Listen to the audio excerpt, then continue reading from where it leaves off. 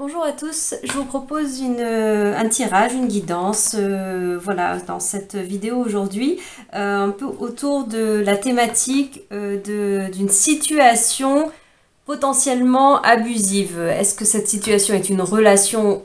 À vous de voir, ça pourra être le cas, mais pas que. Je ne limite pas ça à une relation éventuellement abusive, voilà, en tout cas qui dépasse certaines limites, qui du coup peut avoir quelque chose de non bénéfique pour vous, toxique éventuellement, si on veut y mettre ces mots-là. Mais voilà, je vais englober ça de façon plus large, une situation qui est abusive. Alors une situation, ça peut être au-delà d'une personne physiquement qui incarne cela, une situation professionnelle, ça peut être une situation, un contexte relationnel familial ou amical, mais c'est pas forcément à dire que la personne est toxique, que la relation en elle-même est toxique, mais voilà, la situation, il y a quelque chose dans la situation qui n'est pas au point d'équilibre pour vous, en tout cas qui ne contribue pas à votre comment dire, à votre paix intérieure, à votre équilibre intérieur. C'est en cela qu'on parle d'un abus. Il y a quelque chose qui dépasse un peu certaines limites, certaines bornes pour vous. Voilà, alors on va commencer tout de suite, tirage unique, hein, il n'y a pas de choix à faire sur cette vidéo. Donc pensez juste peut-être à... Soit vous pensez à une situation, soit au contraire vous pensez à rien et vous laisserez venir avec cette première carte pour voir un petit peu ce que ça évoque pour vous. Bon, voilà, hein.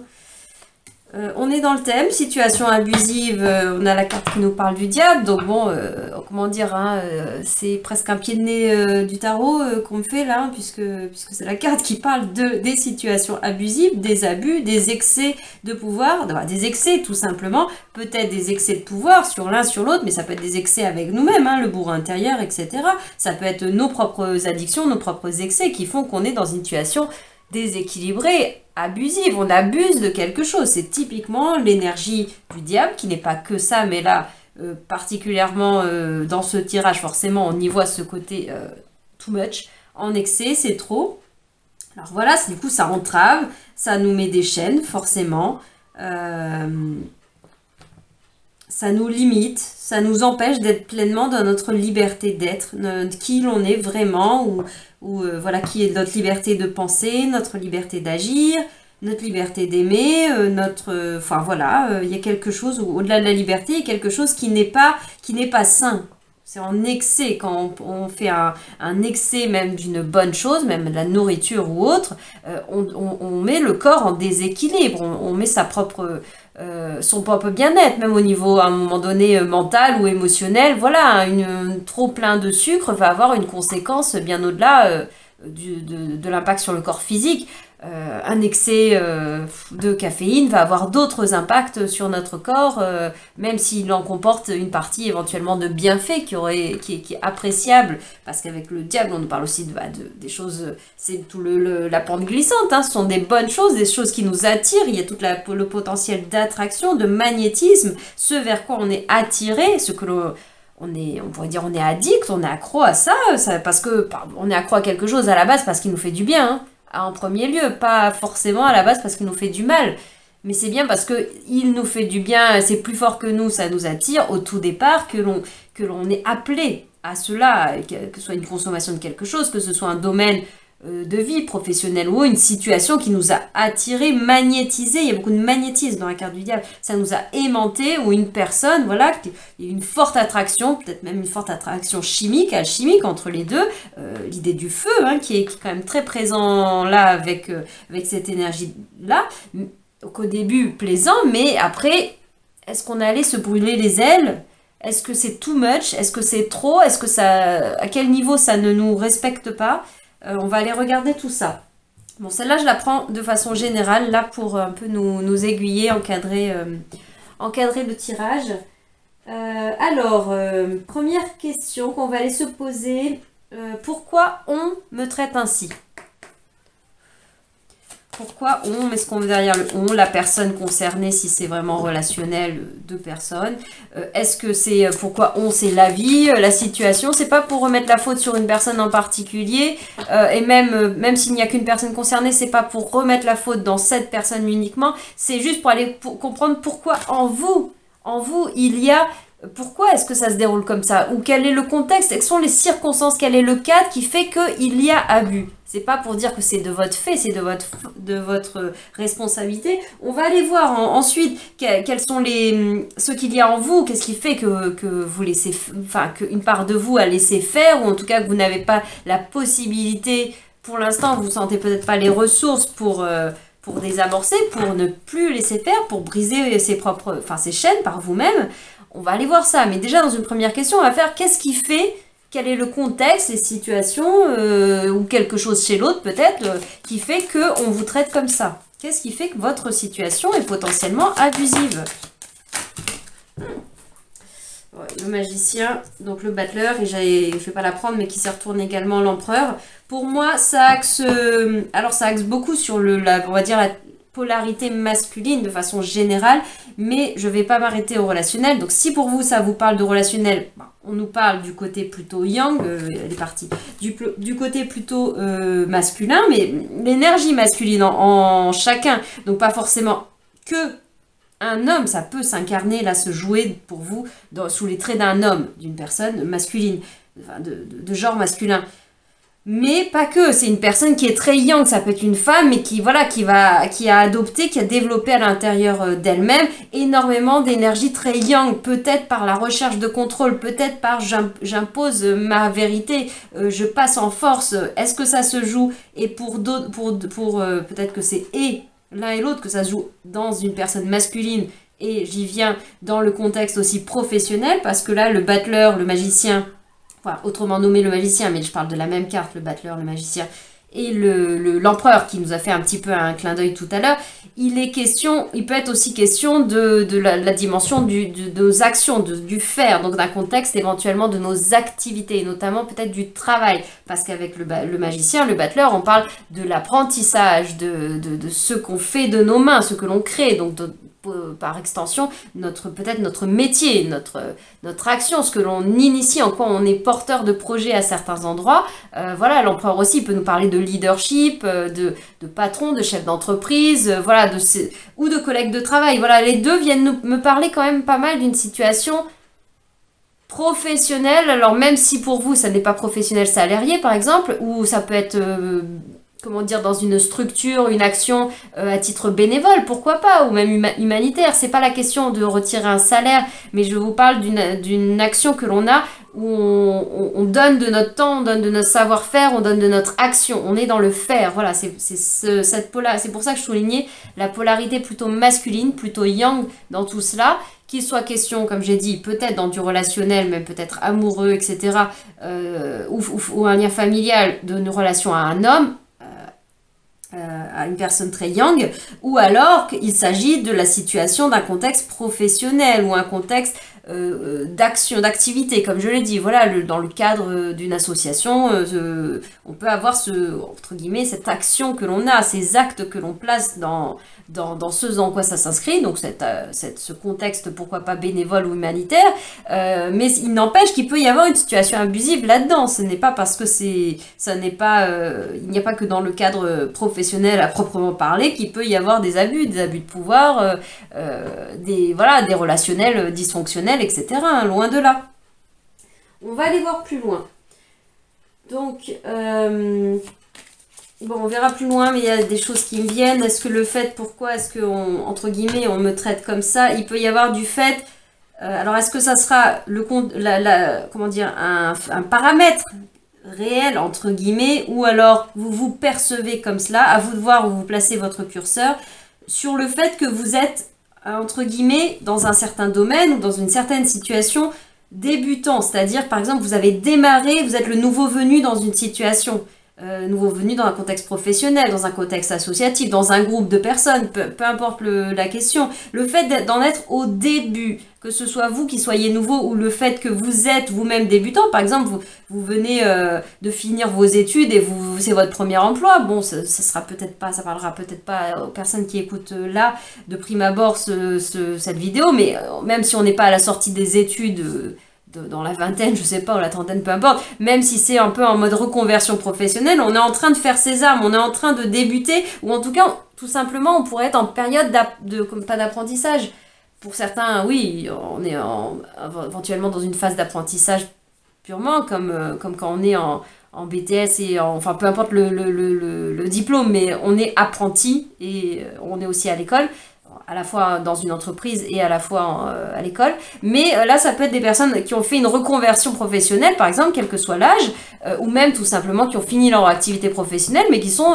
nouvellement retraités, par exemple, voilà, qui viennent de débuter quelque chose dans ce contexte-là. Ça peut aussi vous parler si il ne s'agit pas de, voilà, comme je l'ai dit, d'un relationnel sentimental ou familial, enfin quelque chose, un lien affectif avec un homme ou quelqu'un de très très masculin, très très yang dans la situation.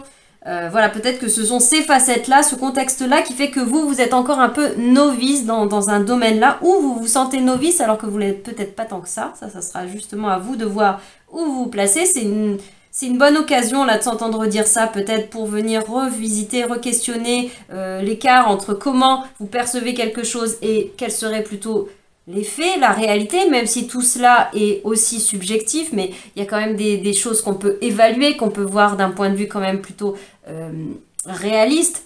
L'expérience, qu'est-ce qu'elle donne à voir, qu'est-ce qu'elle donne à vivre, ça nous donne quand même des signaux, ce sont des indicateurs, on peut faire un diagnostic de tout cela et voir ce qu'il en est, versus ce que l'on se raconte, versus comment on se ressent. On peut se ressentir un éternel débutant alors qu'on a acquis énormément d'expérience et de connaissances et de savoir-faire concret et on est performant dans quelque chose, mais une espèce de syndrome de l'imposteur qui pourrait faire qu'on se trouve toujours en dessous, toujours incompétent. Ça peut se jouer de soi à soi, hein, toute cette énergie de situation abusive, de diable, comme je vous l'ai dit, c'est le bourreau intérieur, c'est le juge et le le diable intérieur qui fait que ce syndrome de l'imposteur, ça illustre aussi tout à fait ce que ces cartes-là l'illustrent aussi, voilà, comme ça peut se jouer à l'extérieur dans des jeux de rôle avec une autre personne, comme ça peut se jouer de vous à vous sur ce côté je me trouve toujours un débutant.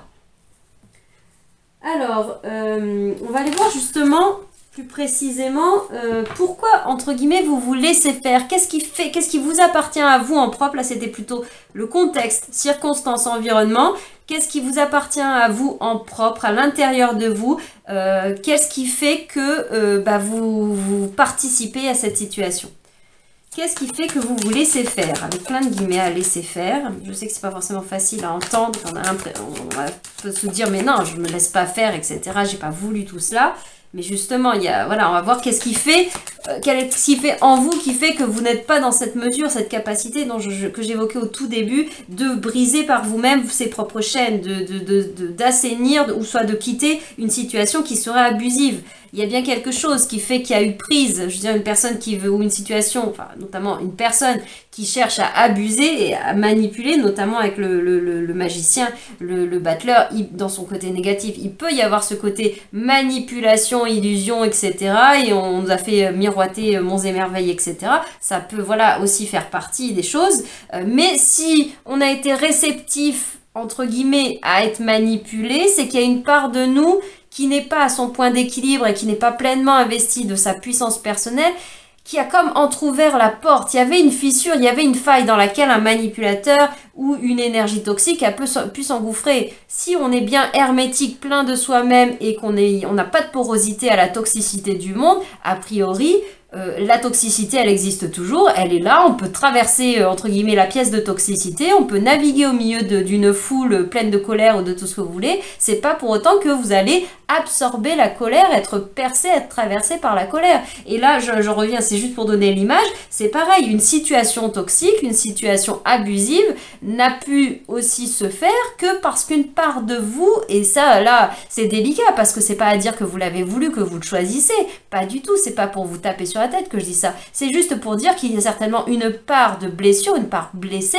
ou une part qui est très inconsciente peut-être chez vous, sur laquelle vous sentez que là tout de suite vous n'avez pas de pouvoir, vous n'avez pas de libre arbitre là-dessus, mais il y a quand même une part de vous qui fait, un paramètre de votre vie qui fait que cette situation a pu se jouer. Elle n'a peut-être pas pu prendre, la mayonnaise n'a pas pu prendre avec tout le monde, n'importe qui, ou même avec vous-même, mais avec d'autres personnes. Il y a bien des paramètres, des facteurs qui vous sont propres, qui sont individuels, qui ont contribué à faire que, entre guillemets, vous vous laissez faire. Vous avez pu glisser Voilà, on va plutôt le dire comme ça, vous avez pu glisser sur cette pente glissante, cette pente savonneuse de l'abus, de la toxicité, quoi. Voilà, de cette situation abusive. Alors, qu'est-ce qui fait que vous laissez faire?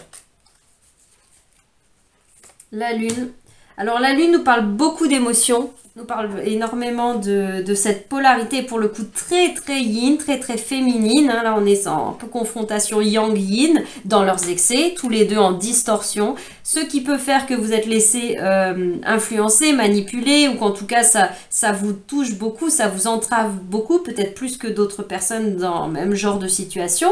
C'est votre sensibilité, c'est votre peut-être hypersensibilité, c'est votre grande émotivité, mais qui peut-être est, j'ai envie de dire, structurelle, fait partie de vous, vous êtes comme cela, ou peut-être qui est très ponctuel, peut-être que vous êtes dans un contexte où à l'origine, quand la situation a démarré, vous étiez peut-être dans une grande phase de grandes émotions, et notamment de grande tristesse peut-être, ou voire éventuellement de déprime passagère ou un peu plus profonde, donc qui peut nous amener à de la dépression éventuellement, où vous étiez, sans être à ce point au niveau émotionnel, vous étiez dans une phase comme la nuit, la Lune nous parle de la nuit, vous étiez dans une situation où vous ne voyez pas de perspective, pas de lumière, vous ne saviez pas où aller, le contexte était très noir, très sombre, et donc j'ai envie de dire, vous êtes accroché à la première lueur, voilà, un bout de lumière qui passe par là, on vous fait miroiter monts et merveilles, regarde, je suis une étoile, et hop, bah oui, forcément, au milieu de la lune, de la nuit, de l'obscurité, ça peut être très attirant, voilà, tout ce que j'ai l'idée là, tout ce qui brille n'est pas d'or, ou d'être attiré comme par du miel, voilà, l'idée du miroir aussi, de ça reflète, c'est un côté un peu diamant, un peu pépite d'or là, qui nous fait miroiter des choses lorsqu'on est au fond de notre état très profond, comme ça peut être le cas par exemple aussi dans une nuit noire de l'âme, au niveau plus spirituel, si ça parle à certains, forcément, voilà quelque chose qui a pu nous renvoyer une lumière beaucoup plus brillante, quelque chose comme ça, est venu faire écho avec une partie de nous qui avait besoin de s'accrocher à ça, et peut-être que ça vous a amené à quelque chose du coup qui n'était pas plus équilibré, qui n'était pas sain pour vous. Pour certains, vous étiez peut-être aussi très fortement dans une période d'indécision. L'expression entre chien et loup est fortement illustrée ici sur la carte et autour de cet arcane de la lune. Voilà, vous étiez entre deux, peut-être vous étiez entre deux situations, entre deux relations, pourquoi pas, voilà, à décider quelle orientation je dois prendre, qu'est-ce que je dois choisir, je sais pas où j'en suis, je sais même pas quel métier quoi faire, et voilà, il y a une opportunité peut-être qui s'est présentée, bien un paquet bien emballé, mais peut-être que voilà, le cadeau à l'intérieur, qu'est-ce qu'il est? Il y avait peut-être voilà plus cette énergie-là finalement, qui se présente peut-être au fil du temps dans la situation, mais que vous n'avez pas pu voir parce que ça manquait de lumière, ça manquait de clarté. Vous étiez peut-être un peu trop envahi par une dimension émotionnelle à ce moment-là. Peut-être au départ, ça ne vous parlera peut-être plus au présent, ou peut-être encore, ça dépend de ce qu'il en est. Ça peut être le terreau favorable qui a permis à ce que cette situation insidieuse se mette en place, et peut-être que c'est plus tout à fait le cas maintenant, on va aller voir comment vous pouvez sortir de cela, ou peut-être que vous êtes toujours dans cette situation de très grande émotionnelle, ou de très grande, entre guillemets, obscurité, où vous ne voyez pas clair dans votre vie, dans votre situation, qui fait que, est-ce que même vous avez de la claire vision, vous voyez clair dans la situation, à voir que il y a quelque chose qui pique là dans la situation, dans la relation peut-être même, qu'il y a quelque chose d'un petit peu manipulatoire, hein, un peu fourbe aussi, et il y a peut-être beaucoup de choses cachées, hein. Il y avait peut-être beaucoup de non-dits aussi, c'est peut-être ça qui a contribué. Alors ce sont des non-dits à l'intérieur de vous, est-ce que vous-même, ce qui a pu contribuer à la situation, c'est que vous-même, vous n'avez pas été... Pardon. C'est pas pour rien que je m'étrangle à moitié là et que ça coince au niveau de la gorge. Vous n'avez peut-être pas dit pleinement votre vérité, vous n'avez peut-être pas tout dit, peut-être que vous ne saviez, parce que vous ne saviez pas, que vous n'avez pas été clair, voilà, vous étiez peut-être pas clair avec vous-même, donc vous n'étiez pas au clair dans votre expression de vos attentes, vos besoins profonds. Avec la lune, on peut nous parler de ça, vos envies, et qui fait que on vous a amené sur un terrain qui est peut-être le terrain de l'autre, hein. Si on n'arrive pas à exprimer ou à connaître nous-mêmes nos besoins, nos envies et nos limites, par exemple, eh bien, du coup, on peut aller se mouler, se fondre dans les envies, les besoins des autres et les directives des uns et des autres, du coup. Après vient le chemin un petit peu de déconstruction inverse pour aller se dire bah oui mais du coup moi dans tout ça ils sont où est mon équilibre, où sont mes besoins, où sont mes envies, enfin dans tout ça en fait je me rends compte que je suis rentrée entre guillemets dans le projet de l'autre ou je suis rentrée dans les besoins, je m'occupe des besoins et des envies ou du domaine, tout ce qui est de l'ordre de je suis rentrée dans l'autre, entre guillemets, dans son univers, mais en m'oubliant totalement. Voilà, il peut y avoir cette partie-là. Je me suis oubliée au passage. Moi, comme je me suis fait chute là, et dans ma gorge là, que ça toussait, il y a des choses à sortir à ce moment-là, je me suis dit chute à moi-même, j'ai tué certaines émotions, j'ai peut-être tué certaines intuitions, je n'ai peut-être pas écouté mes intuitions, je n'ai peut-être pas écouté mes peurs aussi. Alors c'est pas toujours bon d'écouter, on va pas se laisser dicter par nos peurs, d'accord, mais à un moment donné, nos peurs, comme toute émotion, est un messager, c'est un signal, c'est comme un voyant sur le tableau de bord de la voiture qui vient clignoter pour nous dire qui attire notre attention pour nous dire il y a quelque chose là. Alors est-ce que ces peurs elles sont fondées sur des choses très irrationnelles et sur des grandes blessures du passé mais que là c'est ça qui réagit à la situation mais que la situation à ce moment-là n'est pas dangereuse, etc. comme un signal d'alerte qui serait amplifié par rapport à votre vécu et des choses qui n'ont pas encore été complètement pacifié, guéri, comme une cicatrice encore trop à vif, hein, si y a un bout de, on s'est coupé et hop, on fait pas exprès, on renverse du citron dessus ou du vinaigre blanc par exemple, bah ça pique, hein, forcément. Donc est-ce que c'est ça ou est-ce que c'est, voilà, genre ça fait écho à une cicatrice non cicatrisée pour vous. Je ne sais plus où je voulais aller, dans le ou, dans le ou. Avec cette lune, bon, c'est pas grave, je pense qu'il y a beaucoup de choses qui ont déjà été dites et je vais aller voir quelles sont les conséquences concrètes pour vous dans cette situation. Ah bah oui, on va pas chercher bien loin, ça paraît cousu de fil blanc, tout ça. Bah c'est le déséquilibre, de l'injustice, un grand sentiment d'injustice et de déséquilibre. Là pour le coup, ce n'est pas, la balance n'est pas équilibrée, mais je le dis depuis le départ, hein, une situation abusive induit fatalement, enfin, par définition, induit qu'il y a un déséquilibre. Il n'y a pas d'abus dans une situation équilibrée. Il n'y a pas de place à l'excès d'un côté, à minimiser d'un autre côté. Et lorsqu'on est, la balance est à l'équilibre. C'est la définition, c'est à l'équilibre. Donc, il n'y a plus de toxicité à ce moment-là. Donc bah forcément les conséquences concrètes pour vous bah, c'est un sentiment d'injustice peut-être, vivre au-delà du sentiment c'est de vivre des situations injustes, déséquilibrées, on n'arrive pas à trancher, on vit aussi peut-être beaucoup de froideur, beaucoup de raideur,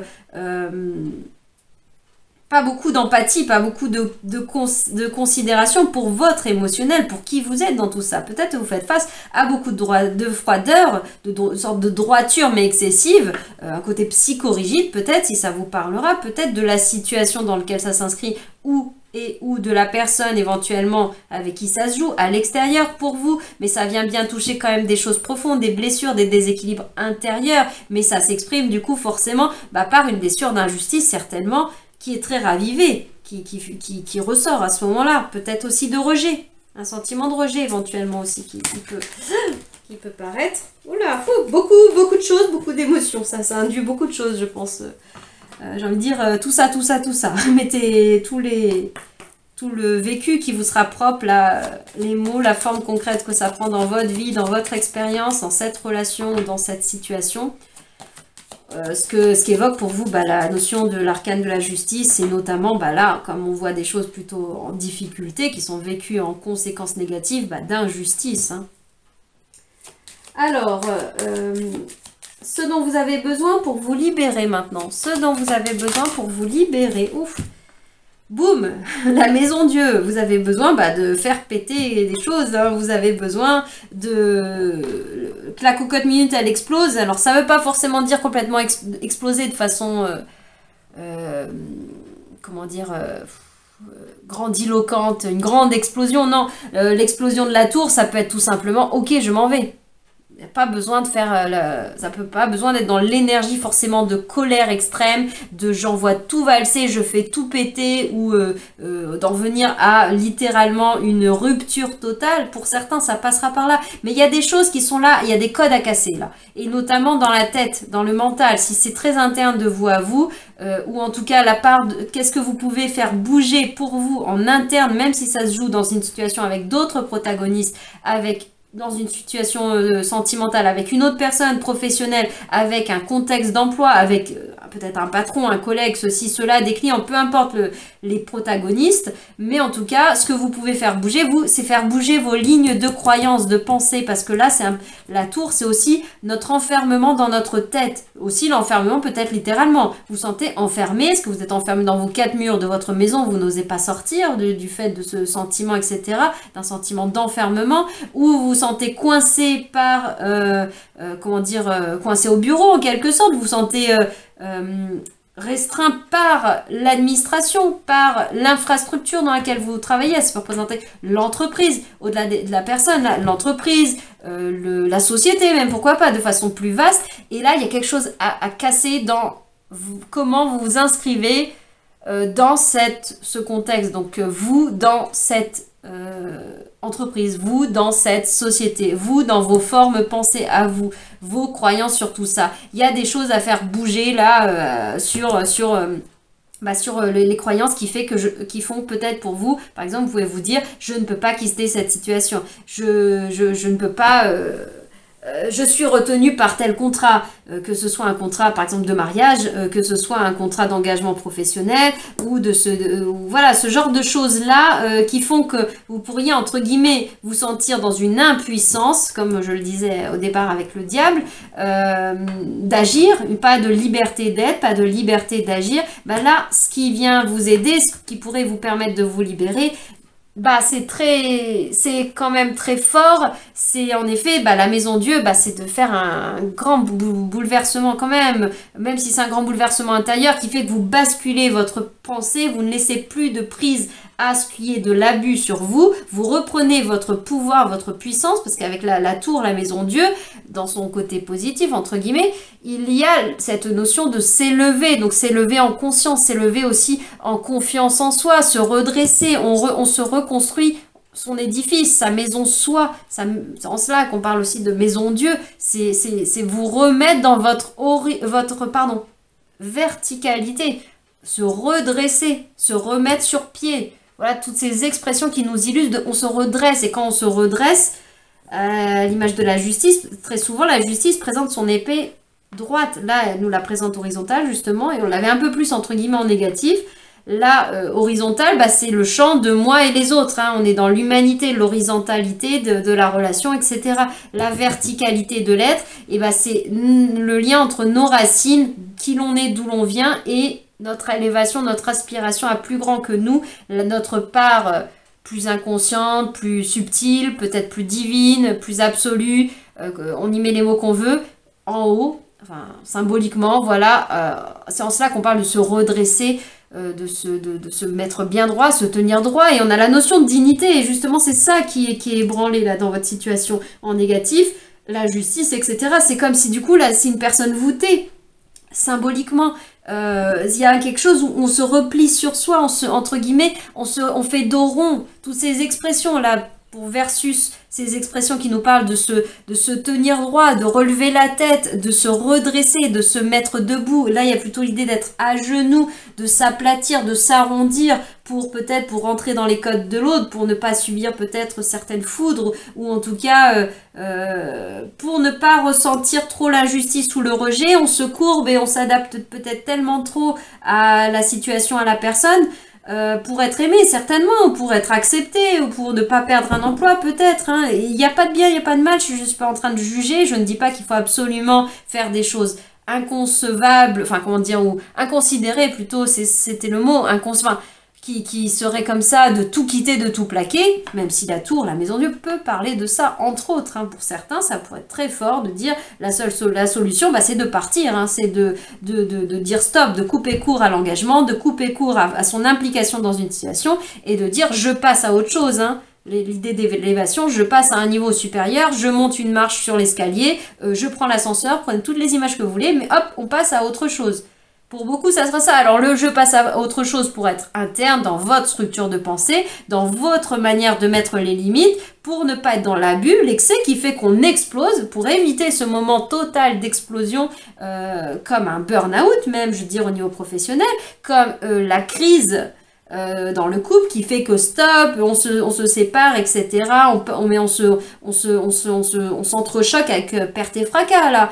Pour peut-être ne pas en venir à ce que dans la forme, ça prenne cette direction-là. Ça ne veut pas dire qu'il n'y a pas des choses à couper, à se séparer, à casser, à briser, entre guillemets, dans votre situation. Vous pouvez le faire d'une façon choisie, plus consciente. Vous pouvez choisir la manière d'amener ça, le faire, voilà, sans vous laisser envahir par l'énergie de colère, de too much. Vous êtes tellement dans l'abus, même de surmenage, de je ne sais pas quoi, que vous vous écroulez, vous vous effondrez.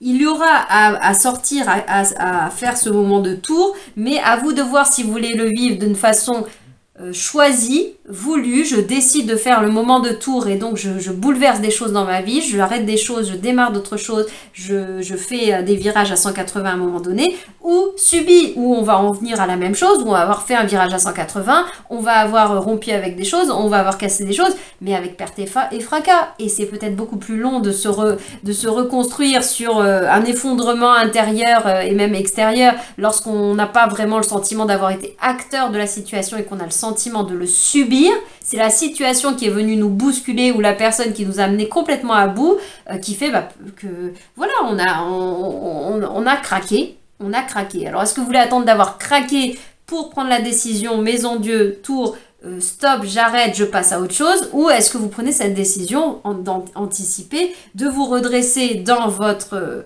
vous, dans qui vous êtes, dans votre dignité ou dans quoi que ce soit, de prendre responsabilité des parts blessées en vous que vous avez pu identifier. Ça ne veut pas dire que dans l'instant T, vous allez les guérir. On peut quitter une situation sans être guéri. On peut quitter une situation et ensuite pour les guérir. Mais il est assez compliqué à mes yeux, surtout si la relation est déjà bien abusive, bien ancrée, de se guérir en restant dans la situation. Je ne sais plus...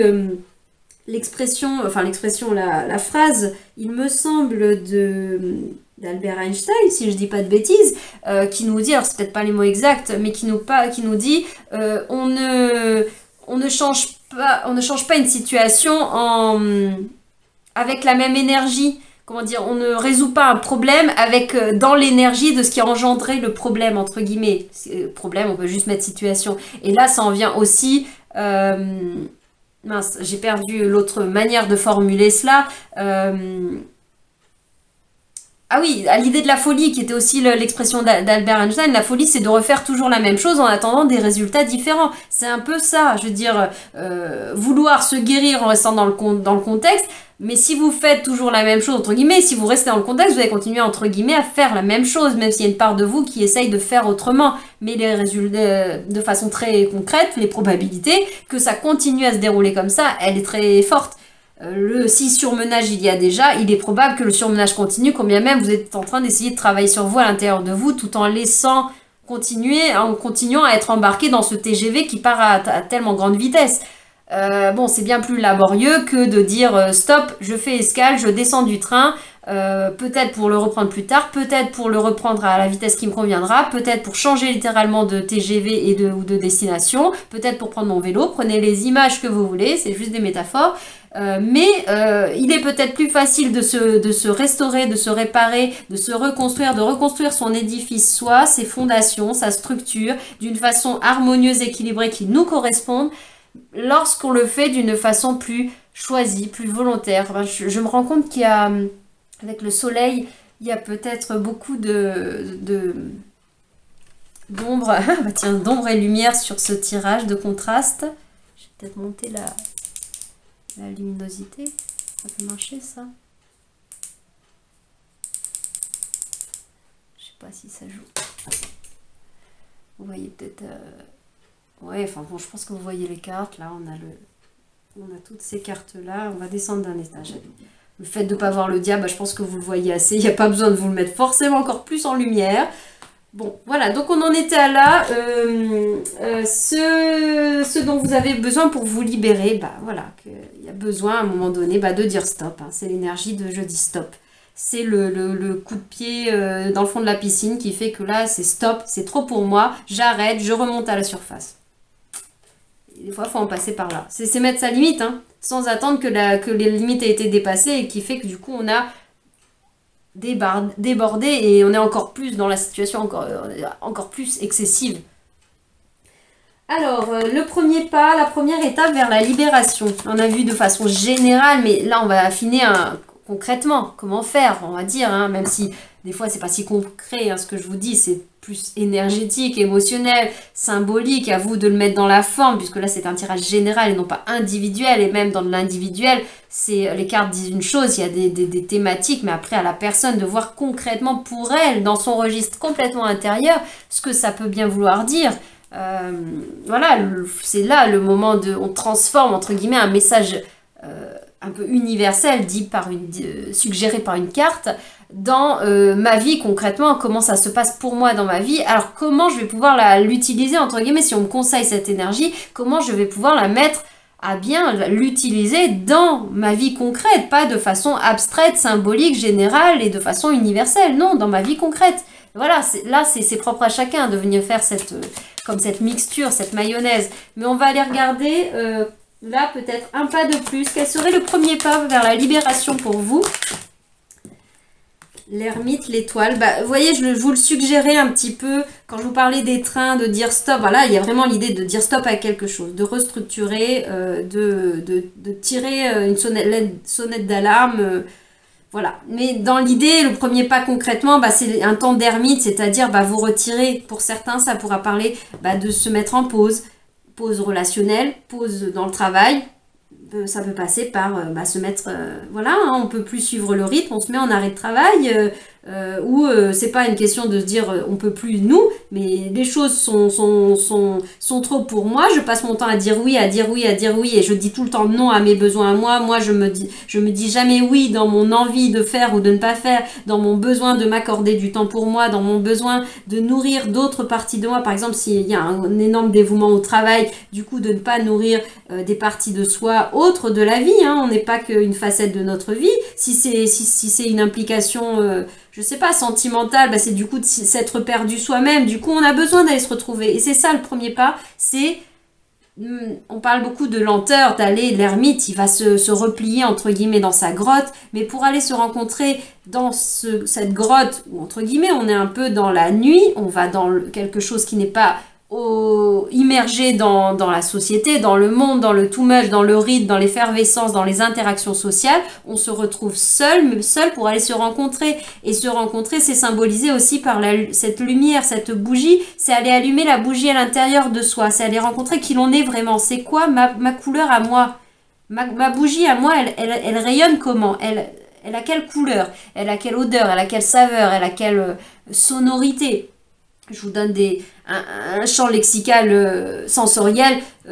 Évidemment que toutes les bougies ne sont pas parfumées ou quoi que ce soit, n'ont pas un goût, on va pas goûter la cire, mais il n'empêche que c'est pour vous dire votre couleur à vous, votre lumière, c'est quoi ce qui fait qui vous êtes. Parce que peut-être ce qui fait qu'il y a eu cette situation abusive, c'est le fait de ne pas trop se connaître, hein, on l'a vu avec la lune, d'être dans le flou, d'être dans le noir et de ne pas encore avoir vu cette lumière à l'extérieur. Et du coup, si quelqu'un nous présente sa lumière, de dire ah bah tiens, je crois que tu es de telle couleur, viens voir un peu, ah bah oui, je vais aller voir de telle couleur.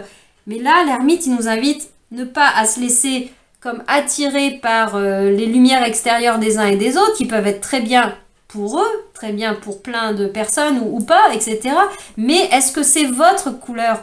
Voilà, si vous, par exemple, votre essence d'être, votre essence vibratoire, c'est le bleu turquoise et qu'on vous présente, mais que vous ne savez pas qui vous n'êtes pas allé vous rencontrer, faire ce retournement à l'intérieur de soi, rentrer dans la grotte, on a plein d'images comme ça qui nous parlent de ce retournement, aller vers soi, rentrer à l'intérieur, on ne sait pas qu'on est bleu turquoise. Et du coup, si on nous dit, ah bah tiens, je crois que toi tu es bleu, viens, je sens que tu es bleu, et enfin bleu marine par exemple, et tu vas venir faire du bleu marine avec moi. Ou alors, tiens, je te présente le fait de la couleur argentée. C'est magnifique la couleur argentée. Regarde comme moi, ça me va bien la couleur argentée.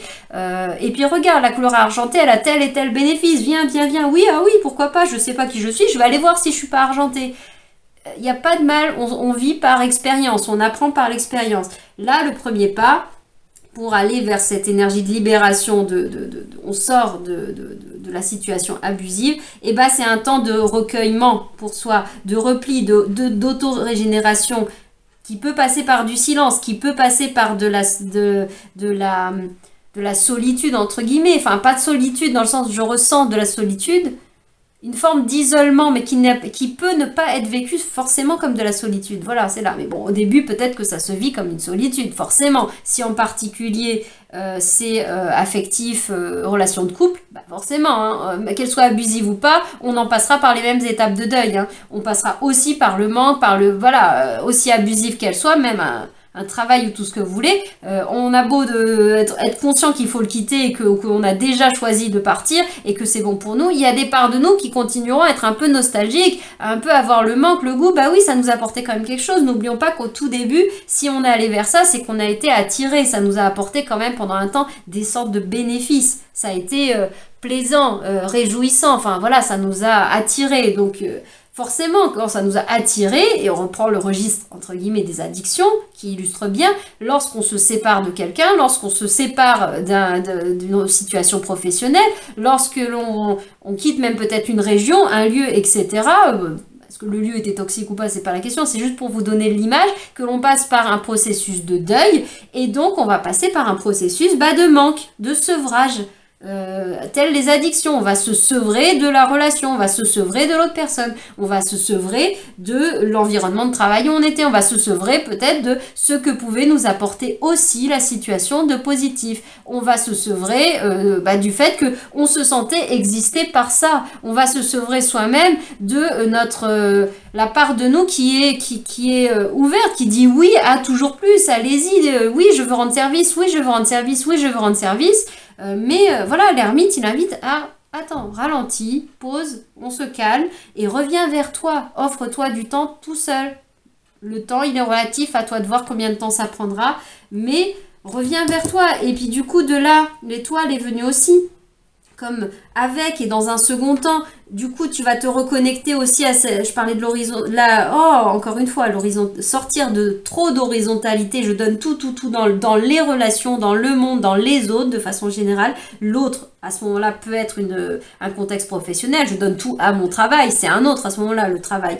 Là, c'est revenir vraiment à soi, à l'essence même de qui l'on est, à son authenticité d'être et à sa dimension, du coup, beaucoup plus verticale, j'en reviens à ça, à moins d'horizontal, plus de vertical, en tout cas pour un temps, et on a cette image de la croix là qui est représentée dans la fenêtre, qui représente bien cette dimension horizontale, les relations, moi et les autres, moi et les situations, et la verticale. On a aussi besoin de nourrir et de grandir dans notre verticale. Qui je suis dans ce monde, qu'est-ce que je suis, pas seulement dans ce monde, ça se joue là, mais qu'est-ce que je suis en essence, quels sont mes idéaux, quels sont mes rêves, quelles sont mes aspirations. Et si on les connaît déjà un petit peu, c'est en revenir à et si je me reconnectais à mon rêve, et si je me reconnectais à ces parts de moi ces parts peut-être artistiques, ces parts peut-être créatives, qui ont peut-être été malmenées. Je repense à l'hyper-émotivité, l'hypersensibilité, les émotions très dures, qui ont été vues comme trop susceptibles, trop naïfs, trop ceci, trop cela, trop candides, trop jeunes. On en revient au syndrome de l'imposteur aussi, hein, si ça se joue sur un côté plus professionnel, et pas que. On peut avoir le syndrome de l'imposteur dans tous les domaines, hein, aussi dans le domaine des amitiés, dans le domaine amoureux, on peut l'avoir, hein. On se sent pas assez, on se sent pas à la hauteur, on n'est jamais suffisant, on n'est jamais compétent, on n'est jamais assez bien pour la situation, pour l'autre, pas à la hauteur.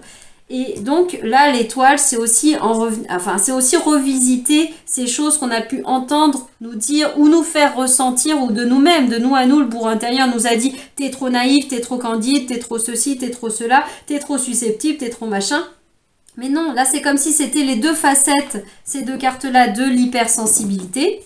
Et là, on la vit dans les profondeurs de je suis submergée par mes émotions, par mes doutes, par mes pensées, je suis complètement embourbée là-dedans et on me colle, peut-être l'extérieur me colle, rajoute des étiquettes, des perceptions de trop, mais vécu que en négatif.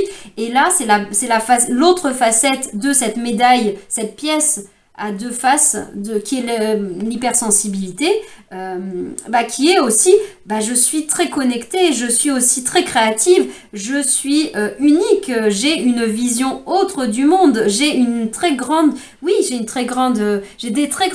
capteurs sensoriels, émotionnels, et donc j'ai une très grande empathie, ce qui fait de moi quelqu'un qui est fortement capable de me relier aux autres, mais sans me perdre dans les autres. En ayant comme réintégré à l'intérieur de soi, c'est toujours dans le cadre, oui, à l'intérieur de soi, entre guillemets, sa bonne étoile, notre essence d'être, qui l'on est en profondeur, en essence, enfin, sur un plan peut-être plus subtil, plus divin, si on veut mettre ces mots-là, comme si on l'avait oublié, on avait perdu notre étoile, on avait perdu de vue notre cap, notre essence, si on l'avait déjà un peu connu, ou peut-être on ne s'est jamais vraiment trouvé, on ne s'est jamais vraiment connu. Et bien là, c'est de revenir vers ça, et on la réintègre à l'intérieur de ça. Ah oui, ça c'est moi, c'est ça, mon étoile, c'est pas une étoile extérieure, tant que ça, c'est qui je suis, plus dans un espace absolu, pas forcément dans la forme, dans l'action que je mène, dans les relations que j'ai, ce que je donne aux autres, mais qui je suis en essence, qui je suis vraiment. Et de là pourra découler ce que je peux donner, ce que je peux rayonner au monde, d'une façon beaucoup plus saine, beaucoup plus équilibrée, et non plus dans ce contexte qui donne à vivre, j'essaye à exprimer qui je suis, mais dans des contextes qui deviennent abusifs, déséquilibrés pour moi. Voilà.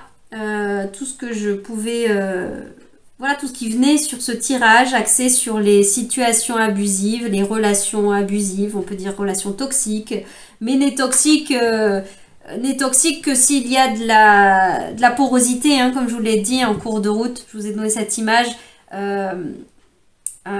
quelqu'un qui veut manipuler, le manipulateur s'il n'arrive pas à trouver une personne qui a comme des fils, la marionnette, enfin on est le pantin, s'il n'y a pas de fils qui sont libres, qui flottent au vent en disant vas-y tu peux attraper ma corde pour manipuler, inconsciemment bien sûr, et ben il peut pas manipuler en fait.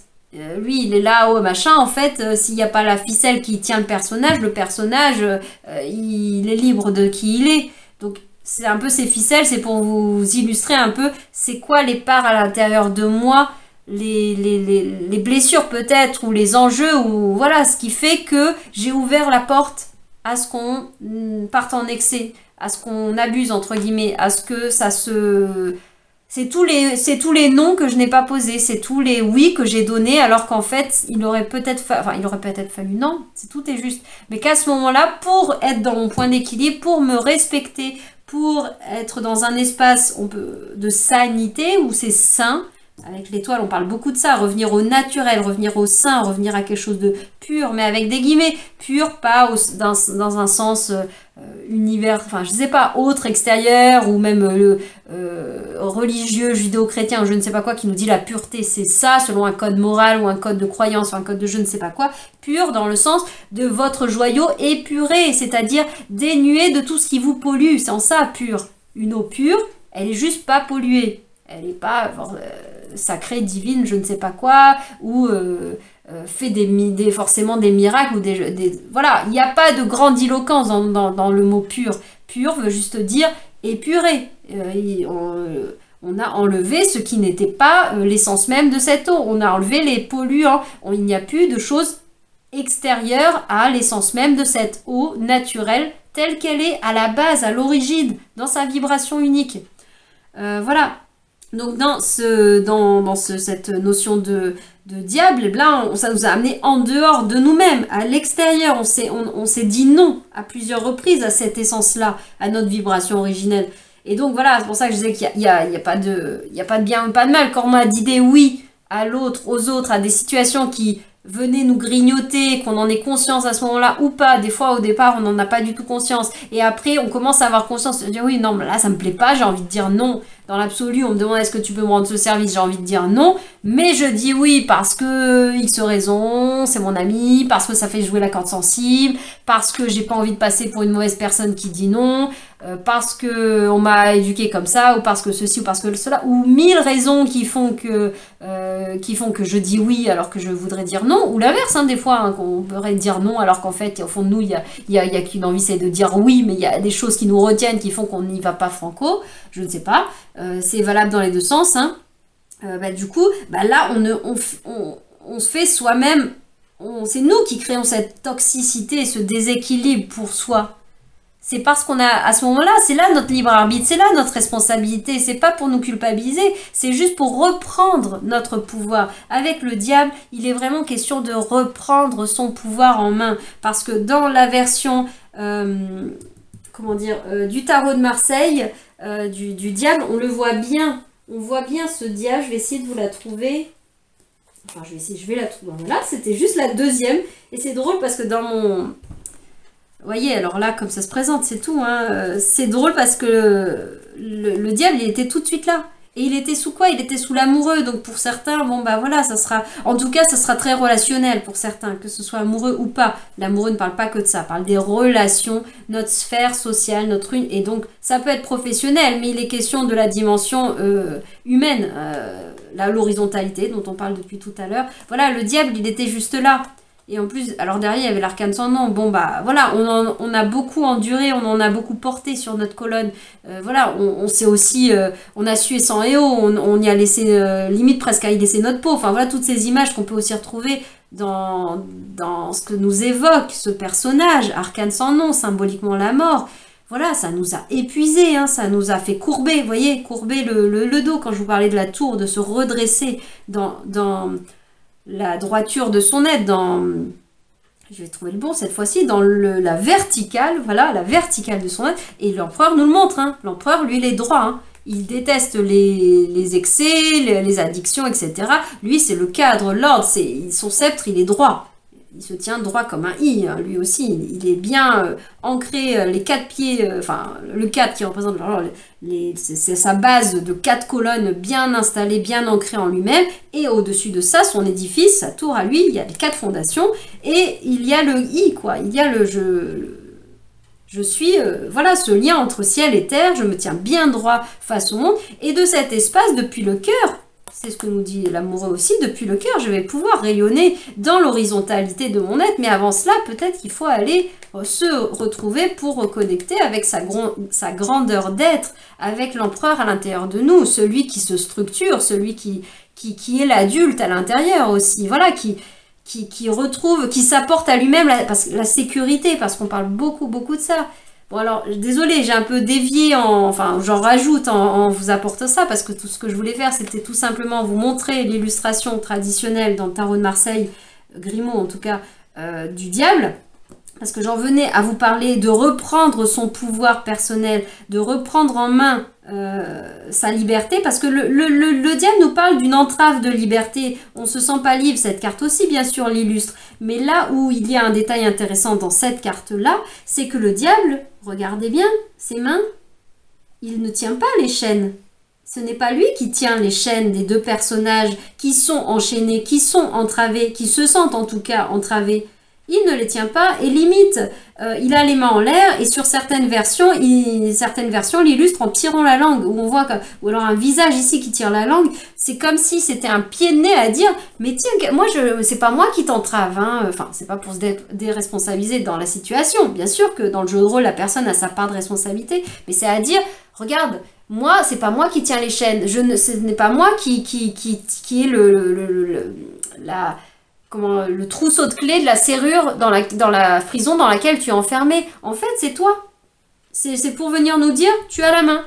Tu peux prendre en main, attraper le trousseau de clés, tu peux prendre, je sais pas, l'outil pour briser ta chaîne, ou décider, si on veut voir un truc moins chaîne, c'est toi qui peux décider de dénouer le nœud, d'enlever la cordelette, et en fait, t'es libre. C'est toi, mais pour ça, il faut que tu ailles rencontrer ton propre pouvoir, ta puissance. Le diable, dans le côté positif, il nous parle beaucoup de ça. Et c'est vrai que on vit pour que l'âme vive une expérience, notamment par exemple vivre l'expérience de sa puissance, de son propre pouvoir, de mettre ses limites, de vivre pleinement qui je suis, dans la puissance de moi, du jeu, hein, dans cette incarnation, l'âme qui vraiment s'incarne puissamment dans qui il est venu jouer dans le jeu de rôle, j'ai envie de dire, de la vie, de cette incarnation du moins, eh bien, ça passe par reconnecter avec cette énergie de diable. Le diable, c'est l'incarnation. Hein. Il nous parle de descendre dans la chair et donc de descendre dans son pouvoir. Et ça peut passer. Comment une âme apprend l'expérience de son plein pouvoir, de son magnétisme, de sa grandeur, de son charisme, de savoir poser avoir intégré cette énergie entre guillemets de diable à l'intérieur de lui, qui lui donne ce feu intérieur, cette puissance, cette grandeur, cette capacité à jouir de la vie, puisqu'on parle bien de descendre dans la chair, de descendre dans le corps, dans la vie terrestre, de venir s'amuser à venir vivre dans la vie incarnée terrestre. Ça se passe là, ça se passe pas sur des plans éthérés, c'est pas dans l'air, c'est pas dans les autres mondes, c'est pas dans l'état unifié, c'est dans l'état relatif de la vie terrestre. Ça se joue dans la densité de ce monde, sur terre, les pieds sur terre.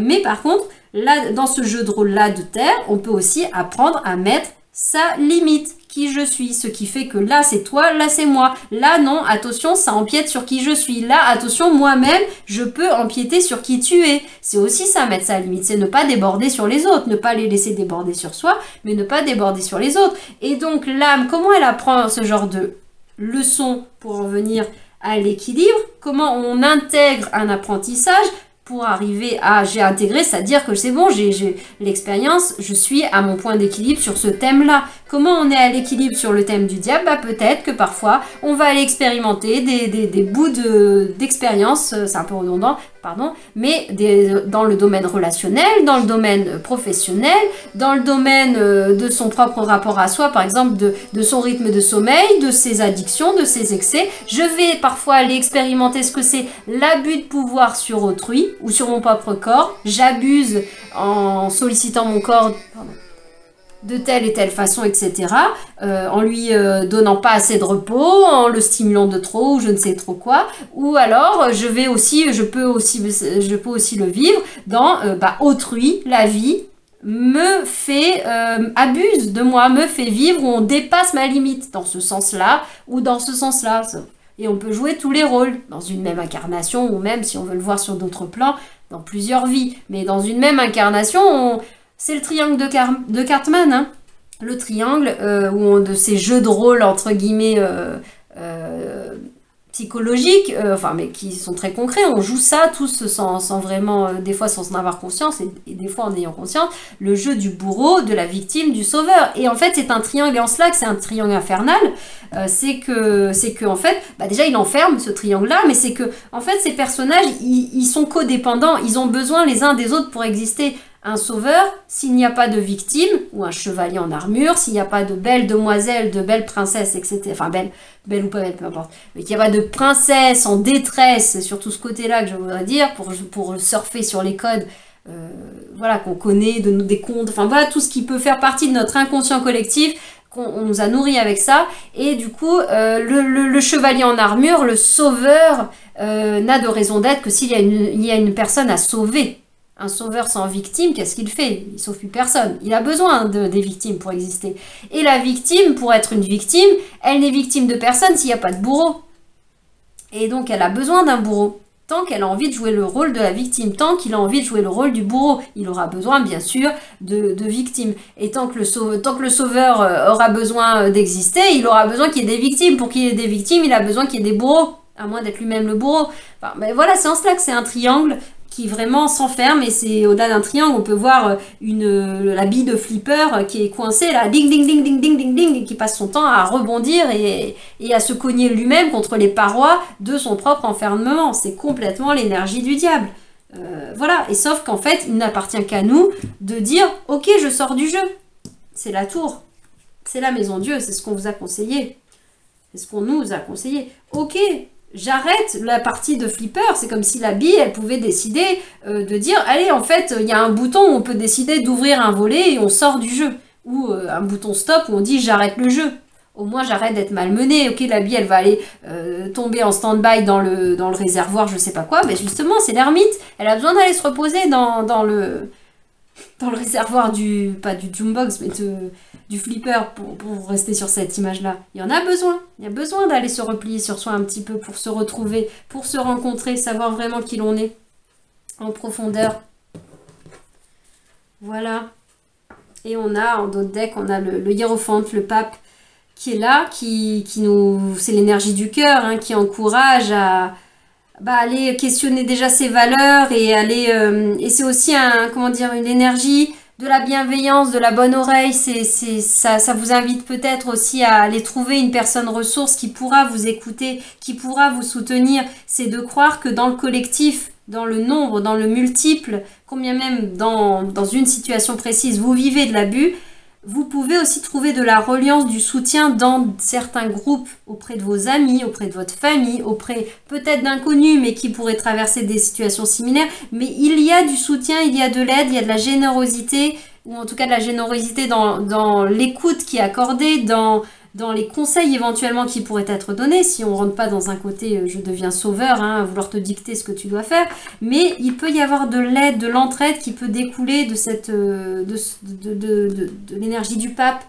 Donc ça peut aussi nous parler très clairement d'être accompagné par une personne, et là notamment pourquoi pas un spécialiste, hein, un thérapeute, ou pas forcément, ça peut être aussi religieux, hein. On n'oublie pas qu'on parle du pape après tout, hein. Quelle que soit votre spiritualité, ça peut être une personne, que ce soit dans les codes traditionnels ou pas de telle église ou tel mouvement, de tel courant, de je ne sais pas quoi, d'aller trouver une ressource spirituelle, ou en tout cas spirituelle, une ressource de sagesse, une personne qui vous semble sage. Ça peut être votre grand-mère, hein. Ça peut être votre meilleur ami, hein, qui a cette énergie à la fois enveloppante et à la fois entre guillemets de bons conseils, mais pas forcément moralisateur à vous dire ce que vous devez faire, mais qui va vous donner une autre vision, quelque chose moins émotionnel, peut-être un peu plus mûr, avec des guillemets, même si la personne peut être plus jeune que vous, c'est pas la question. C'est une personne qui du coup peut-être a expérimenté avant vous ce bout de chemin là, et c'est bien l'idée de l'ermite, hein. Il a marché les chemins, et c'est en cela qu'ensuite, quand il sortira de sa grotte, parce qu'il s'est trouvé, il va pouvoir aller faire rayonner sa lumière, apporter sa lumière aux autres, au monde, c'est-à-dire apporter le témoignage de son expérience. Et en cela, c'est du conseil, c'est éventuellement thérapeutique, c'est éventuellement un enseignement. Ce sont deux enseignements, le pape, l'ermite. Mais là, on retrouve dans le deuxième mouvement de l'ermite, ce moment où il va sortir de la grotte et aller rayonner cette connaissance. Cette connaissance, elle ne vient pas des livres, elle ne vient pas d'une transmission, comme par exemple ça pourrait être le cas dans un côté religieux, de tel livre nous dit que voilà, c'est ça les enseignements, le courant spirituel donne des codes de conduite, des clés pour nous aider à vivre, etc. La question, c'est pas de les remettre en cause ou de les critiquer, pas du tout, au contraire, ça peut être des clés bénéfiques, mais ce que je veux dire avec l'expérience de l'ermite, ce n'est pas tant qu'il s'appuie sur des connaissances ou sur des transmissions même spirituelles, ses croyances auxquelles il croit de toute foi, il n'y a pas de mal à dire croire, dans lequel il se raccroche parce que ça vibre en lui, qu'il va pouvoir diffuser, distiller ses conseils, ses enseignements, ce que fait davantage le pape, et c'est aussi très bien. Mais l'ermite, lui, le fait parce qu'il a fait l'expérience, c'est parce il s'est pris les pieds dans le tapis, c'est parce qu'il a vécu des situations d'emprise, c'est parce qu'il a vécu des situations d'abus, c'est parce qu'il a vécu un burn-out, c'est parce qu'il a vécu une dépression. C'est parce que il a pas su mettre ses limites dans la relation amicale, c'est parce que lui-même a été dans une forme d'abus de pouvoir, dans une situation donnée, etc., que du coup, il a souffert du coup. Et qu'ensuite, il est allé se replier sur lui, et qu'il est allé se guérir, qu'il est allé se rencontrer, et que maintenant, il peut enseigner par son témoignage, même s'il ne témoigne pas à ce moment-là, mais c'est le fruit de cette sagesse qui vient du pape, et donc de cet enseignement, de l'ermite, et donc de cet enseignement éventuellement qui est un enseignement vraiment plus de la vie, C'est en cela que je parlais, ça peut être l'énergie de votre grand-mère, ça peut être l'énergie de votre meilleur ami, de n'importe qui ou d'un thérapeute, mais pas forcément parce qu'il est plus âgé que vous ou parce qu'il sait mieux que vous, d'un point de vue encyclopédique, intellectuel, quoi que ce soit, mais tout simplement parce que il a peut-être fait le bout d'expérience avant vous, autrement, et que lui, il est un chouïa plus loin sur l'escalier, voilà, sur la tour. Lui, il est peut-être passé au 3e étage de l'expérience, je vis l'énergie de diable. Vous êtes peut-être dans l'expérience niveau 2. Bah voilà, je veux dire, quelqu'un qui vous a dit comment j'ai réussi à monter l'échelle pour passer du niveau 2 au niveau 3, bah ça peut être un petit tuyau, là, je pense même aux jeux vidéo par exemple. Ça peut être une astuce super bienvenue d'entendre, voilà, pour savoir que bah oui, on peut passer au niveau 3, c'est pas impossible, c'est pas parce qu'on s'est pris 3 fois les pieds dans le tapis à retourner vivre le niveau 2, revivre dans la même relation ou revivre dans d'autres situations, dans d'autres relations, mais on a l'impression de revivre la même expérience où on abuse de nous, où on se retrouve dans une situation déséquilibrée, où ça part en excès et on sait pas mettre sa limite, on sait pas dire non. Bah, il a fallu se prendre les pieds plusieurs fois dans le tapis avant de pouvoir trouver l'échelle et monter à un autre niveau et dire ah bah oui, depuis cet espace-là, j'arrive à dire non, parce que je me respecte davantage, j'ai reconnecté ma puissance personnelle et donc je me respecte davantage et par ricochet, je me fais respecter davantage. Et à un moment donné, quand c'est très puissant à l'intérieur de soi, c'est je me respecte vraiment très puissamment, il n'y a même plus besoin de se faire respecter. En fait, on rayonne le je me respecte et donc en fait, il n'y a plus cette porosité dont on a parlé à plusieurs reprises. Les situations de tentative de manipulation, de tentative d'abus, de je prends l'ascendant sur toi, elles n'arrivent même plus puisque on n'a plus le terreau favorable à ce qu'on puisse le faire. On n'envoie plus comme des signaux d'alerte plus ou moins inconscients à l'univers en disant vas-y, tu peux m'envoyer l'abus, vas-y, tu peux, ou même tu peux te servir de moi, ou tu peux abuser de mes ressources, de ce que je suis capable de donner, parce que voilà, je suis encore incapable de savoir dire non, savoir dire stop, et de savoir préserver ma propre ressource personnelle. Voilà. Voilà. Mais donc, je me rends compte que je suis partie loin dans cette guidance que je pensais, une fois de plus, relativement courte, concise. Et en ce moment, il faut croire que non. Il y a beaucoup de choses à dire, il y a beaucoup de choses à partager. Bon, sur le sujet là dans lequel on est, hein, des situations abusives, des situations d'excès, tout ça, sous plein de facettes différentes, ce sont des expériences que j'ai vécues. J'ai marché tellement de bouts de chemin sur ces domaines-là. Je marche encore des bouts de chemin à d'autres échelles, dans d'autres domaines, d'autres nuances. Voilà, on revisite l'expérience. On a fait des exercices premier niveau à des moments. Et après, on a monté d'un level, on est passé à la classe supérieure, entre guillemets, sur l'apprentissage du diable toujours, et on va aller faire des exercices de niveau 2e année, de niveau 3, etc. Et c'est pas un problème, mais le tout c'est, oui, on continue l'apprentissage, et puis plus on a acquis, d'ailleurs c'est bien l'énergie du battleur, du magicien, plus l'apprenti, celui qui est encore au début de son chemin initiatique, qui se croit peut-être encore très incompétent par tout ça, et plus il avance en année d'école, entre guillemets, l'apprentissage de la vie, qui passe par je me suis planté à l'exercice, là j'ai entre guillemets recafouillé, là j'ai pas réussi à le dépasser, qu'à la fin, au fur et à mesure, il arrive, son niveau de progression il augmente, mais parce que, et c'est erreur, c'est comme ça qu'on apprend, c'est beaucoup comme ça qu'on apprend. C'est l'expérience, voilà. Et pour en revenir à ce que je disais, j'ai beaucoup expérimenté cela. Voilà, ce sont des sacrés chemins, et des chemins sacrés même en fait que l'on vit. C'est très diable dans l'énergie, parce que le diable, c'est aussi, moi j'aimais bien y voir l'idée d'un ange terrestre. Il a des ailes d'ange, mais il vit pas sur le plan, dans un plan abstrait, enfin pas s'il est abstrait, mais... c'est ce que je veux dire, hein, non réel, non matière, il est venu vivre sur la Terre, sur la planète Terre. C'est pour ça qu'on parle de l'incarnation avec le diable. Et tout cela vient nous parler des expériences, de se frotter aux expériences de la vie Et en cela, c'est un cheminement initiatique. C'est comme ça que l'on grandit, c'est comme ça que l'on évolue, qu'on passe à la classe supérieure dans ce même apprentissage. Ce n'est pas en refusant de vivre les expériences, en refusant de descendre dans le jeu de la vie terrestre, de jouer en restant enfermé peut-être chez soi, qu'on va gagner en expérimentation sur ce même thème. Par exemple, je reprends l'image des jeux de vidéo ou d'un jeu de société. On n'a pas réussi à passer le niveau une fois, deux fois. C'est pas en arrêtant littéralement de jouer qu'on va réussir à arriver au niveau 4, 5, peu importe, au niveau supérieur, au niveau qu'on veut aller. Si on arrête de jouer, on arrête juste de jouer. Mais par contre, il ne faut pas espérer s'attendre à vivre autre chose que l'espace dans lequel on a décidé de rester figé. Ou alors on peut décider de complètement sortir et d'arrêter de nourrir le triangle de Cartman, le jeu de rôle de je joue le rôle à être à ce moment-là un peu bourreau et à ce moment-là un peu victime, pourquoi pas un peu sauveur.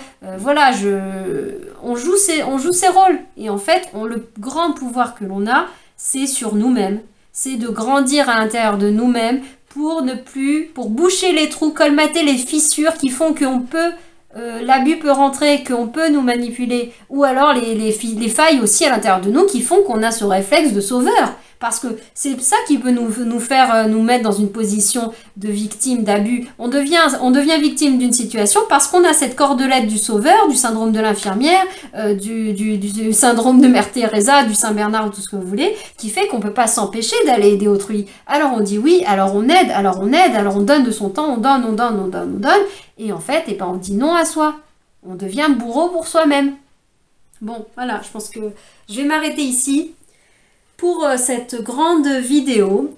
Voilà, j'espère que ça vous aura apporté ce que vous aviez besoin, peut-être d'entendre, de vous-même visualiser, d'illustrer. Et puis j'espère pour vous, pour nous tous, de continuer à suivre ce chemin de conscience, pour oser mettre des stops, sortir de situations et apporter quelque chose de plus sain dans votre vie, plus d'équilibre, plus d'harmonie, plus de vous-même. Voilà, y apporter plus de vous-même dans la connaissance de soi et donc dans le fait de respecter ses propres limites, ce qui commence par vous-même, c'est-à-dire prendre la responsabilité de soi, la responsabilité de ses besoins, de ses ressources, de ses blessures, de son histoire et du coup ensuite sa responsabilité dans le jeu de rôle de la vie, dans le jeu de rôle avec les autres, l'horizontalité dont on parlait. Mais pour ça, il faut aller rencontrer la verticalité. Voilà, je vous dis à bientôt dans d'autres vidéos.